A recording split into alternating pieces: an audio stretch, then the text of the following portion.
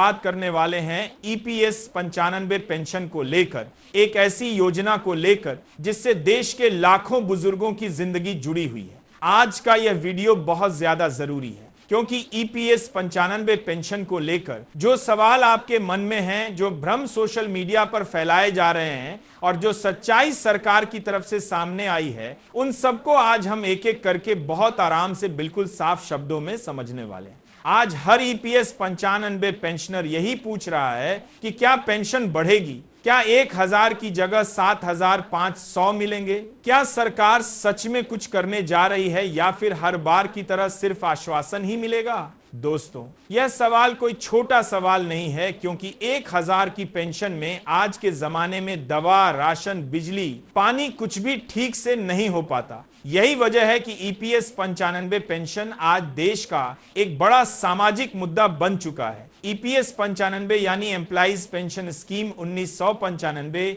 ये योजना उन कर्मचारियों के लिए बनाई गई थी जिन्होंने अपनी जवानी फैक्ट्रियों, कंपनियों और दफ्तरों में देश की सेवा करते हुए गुजार दी। हर महीने उनकी सैलरी से पैसा कटा, नियोक्ता की तरफ से भी पैसा गया, सरकार की तरफ से भी एक तय हिस्सा आया और भरोसा यह दिलाया गया कि रिटायरमेंट के बाद बुढ़ापे में आपको पेंशन मिलेगी ताकि आपको किसी के सामने हाथ ना फैलाना पड़े। लेकिन आज जमीनी हकीकत यह है कि वही पेंशन 1000 पर आकर अटक गई है और पिछले 10 साल से उसमें कोई ठोस बढ़ोतरी नहीं हुई है। आज अगर हम सच्चाई की बात करें तो ईपीएस 95 पेंशन पाने वाले ज्यादातर पेंशनर्स को 1000 से 1500 के बीच ही पेंशन मिल रही है, कुछ को इससे भी कम मिलती है। अब आप खुद सोचिए, जब महंगाई दिन दुगुनी रात चौगुनी बढ़ रही हो तब 1000 की पेंशन का क्या मतलब रह जाता है। यही वजह है कि देश भर में ईपीएस 95 पेंशनर्स लगातार आवाज उठा रहे हैं, धरना दे रहे हैं, ज्ञापन सौंप रहे हैं और सरकार से एक ही मांग कर रहे हैं, न्यूनतम पेंशन कम से कम 7500 की जाए और उसके साथ महंगाई भत्ता भी जोड़ा जाए। सरकार की तरफ से जब जब इस सवाल पर जवाब आया है तब तब एक ही बात दोहराई गई है कि ईपीएस फंड की स्थिति को देखते हुए फैसला लिया जाएगा। सरकार यह कहती है कि ईपीएस 95 फंड में एक्चुअरियल डेफिसिट है, यानी भविष्य में जितने पेंशनर्स होंगे, जितनी पेंशन देनी पड़ेगी उसके मुकाबले फंड में पैसे कम पड़ सकते हैं। लेकिन पेंशनर्स का सवाल यह है कि जब उन्होंने सालों तक योगदान दिया, जब कंपनियों ने योगदान दिया, जब सरकार ने नियम बनाए, तो फिर उसकी जिम्मेदारी भी सरकार की ही बनती है। आज सोशल मीडिया और यूट्यूब पर बहुत सारे वीडियो वायरल हो रहे हैं जिनमें कहा जा रहा है कि ईपीएस 95 पेंशन सीधे 7500 हो गई, कहीं कहा जा रहा है कि जनवरी से लागू हो गई, कहीं कहा जा रहा है कि बजट में फैसला पक्का है। लेकिन दोस्तों, यहां आपको बहुत साफ साफ समझना होगा कि अभी तक सरकार की तरफ से 7500 न्यूनतम पेंशन को लेकर कोई आधिकारिक नोटिफिकेशन जारी नहीं हुआ है। हां, यह जरूर है कि सरकार के स्तर पर इस मुद्दे पर चर्चा चल रही है, फाइलें चल रही हैं और पेंशनर्स के दबाव को अब अनदेखा करना आसान नहीं रह गया है। कई बार संसद में सवाल पूछे गए, कई बार श्रम मंत्रालय से जवाब आया और हर बार यही कहा गया कि सरकार पेंशनर्स की स्थिति को समझती है। लेकिन सवाल यह है कि समझने से पेट नहीं भरता, दवा नहीं आती, बिजली का बिल नहीं चुकता। यही वजह है कि ईपीएस 95 पेंशनर्स की नाराजगी बढ़ती जा रही है। कुछ रिपोर्ट्स में यह भी सामने आया है कि सरकार 7500 नहीं तो कम से कम 3000 तक न्यूनतम पेंशन बढ़ाने पर विचार कर सकती है। यह एक बीच का रास्ता हो सकता है, लेकिन पेंशनर्स इसे भी पूरी तरह स्वीकार करने को तैयार नहीं है क्योंकि आज की महंगाई में 3000 भी बहुत सीमित राहत देता है। पेंशनर्स का कहना साफ है, या तो सम्मानजनक पेंशन दो या फिर साफ साफ बता दो कि इस योजना का भविष्य क्या है। दोस्तों, यहां एक और बहुत जरूरी बात समझनी होगी। ईपीएस 95 पेंशन कोई मुफ्त की योजना नहीं है, यह कोई सरकारी खैरात नहीं है। ये पेंशन उन पैसों से बनती है जो कर्मचारी और नियोक्ता दोनों ने मिलकर जमा किए हैं। इसलिए पेंशनर्स का यह कहना बिल्कुल जायज है कि यह उनका हक है, कोई एहसान नहीं। आज सरकार डिजिटल सिस्टम की बात कर रही है। सीपीपीएस यानी सेंट्रलाइज्ड पेंशन पेमेंट सिस्टम लाया जा रहा है जिससे पेंशन कहीं से भी मिल सके। यह कदम अच्छा है, लेकिन असली सवाल पेंशन की रकम का है, सिस्टम का नहीं। अगर सिस्टम शानदार हो और खाते में पैसे ही ना हो तो उस सिस्टम का क्या फायदा। अब सवाल यह है कि आगे क्या हो सकता है। अगर हम आज की स्थिति को ईमानदारी से देखें तो इतना साफ है कि ईपीएस 95 पेंशन को लेकर सरकार पर दबाव लगातार बढ़ रहा है। बजट नजदीक आते ही यह मुद्दा फिर से जोर पकड़ता है। यूनियन सक्रिय है, पेंशनर संगठन मैदान में है और राजनीतिक स्तर पर भी इस मुद्दे को नजरअंदाज करना मुश्किल होता जा रहा है। लेकिन साथ ही आपको यह भी समझना होगा कि जब तक कोई लिखित आदेश, गजट नोटिफिकेशन या आधिकारिक घोषणा नहीं आती, तब तक किसी भी पेंशन बढ़ गई वाले दावे पर भरोसा नहीं करना चाहिए। इस चैनल का मकसद आपको उम्मीद बेचना नहीं बल्कि सच्चाई दिखाना है। अगर आप ईपीएस 95 पेंशनर हैं तो आपको चाहिए कि आप अपनी जानकारी अपडेट रखें, अफवाहों से बचें और संगठित तरीके से अपनी मांग रखें। और अगर आप चाहते हैं कि इस मुद्दे पर सही, सटीक और बिना झूठ फरेब की जानकारी आपको मिलती रहे तो चैनल को सब्सक्राइब करना बहुत जरूरी है, क्योंकि आने वाले दिनों में ईपीएस 95 को लेकर हर छोटी बड़ी अपडेट सबसे पहले यही मिलेगी। अब जरा ईमानदारी से सोचिए, अगर कोई इंसान 25-30 साल नौकरी करता है, फैक्ट्री की मशीनों के बीच पसीना बहाता है, प्राइवेट नौकरी की अनिश्चितता झेलता है, तब जाकर रिटायर होता है और उसे बदले में सिर्फ 1000 महीना मिलता है, तो उस इंसान के मन में क्या गुजरती होगी। आज ईपीएस 95 पेंशन सिर्फ एक योजना नहीं रह गई है, यह सम्मान और अस्तित्व की लड़ाई बन चुकी है। यही वजह है कि देश के अलग अलग राज्यों में ईपीएस 95 पेंशनर्स बार बार सड़कों पर उतरते दिखाई देते हैं, कभी दिल्ली में, कभी राज्यों की राजधानियों में, कभी श्रम मंत्रालय के बाहर। सरकार जब कहती है कि ईपीएस फंड में पैसे की कमी है, तो पेंशनर्स ये सवाल पूछते हैं कि क्या यह कमी उनकी वजह से है?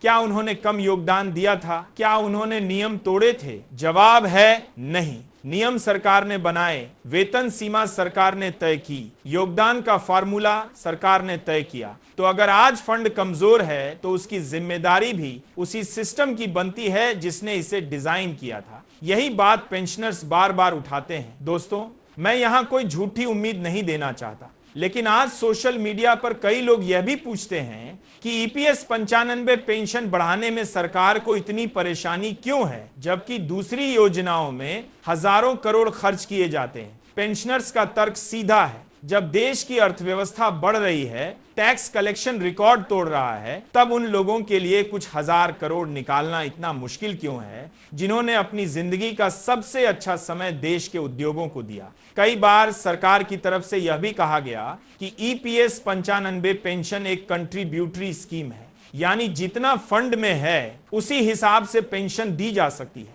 लेकिन पेंशनर्स ये कहते हैं कि सरकार इसमें सीधा योगदान भी देती है, और अगर सरकार चाह ले तो इस योजना को सामाजिक सुरक्षा की तरह मजबूत बना सकती है। यही वजह है कि ईपीएस 95 पेंशन को लेकर उम्मीद अभी पूरी तरह खत्म नहीं हुई है। अब एक बहुत जरूरी बात जो हर ईपीएस 95 पेंशनर को समझनी चाहिए, आने वाले समय में पेंशन बढ़े या ना बढ़े, लेकिन सरकार इस योजना में कुछ तकनीकी बदलाव जरूर कर रही है। जैसे पेंशन भुगतान को पूरी तरह केंद्रीयकृत करना, बैंक बदलने की प्रक्रिया आसान करना, डिजिटल लाइफ सर्टिफिकेट को बढ़ावा देना। ये बदलाव अच्छे हैं, लेकिन ये सिर्फ सुविधा से जुड़े हैं, मूल समस्या का समाधान नहीं है। मूल समस्या है पेंशन की राशि। बहुत सारे पेंशनर्स यह भी पूछते हैं कि क्या भविष्य में नए पेंशनर्स को ज्यादा पेंशन मिलेगी और पुराने पेंशनर्स को कम? इस पर अभी कोई साफ जवाब नहीं है, लेकिन इतिहास यही बताता है कि सरकार जब भी कोई संशोधन करती है तो वह सभी पर लागू करने की कोशिश करती है। हालांकि इसमें अलग अलग कैटेगरी बन सकती है, यह बात भी नकारा नहीं जा सकती। आज ईपीएस 95 पेंशन को लेकर जो सबसे बड़ा खतरा है वह है अफवाहें।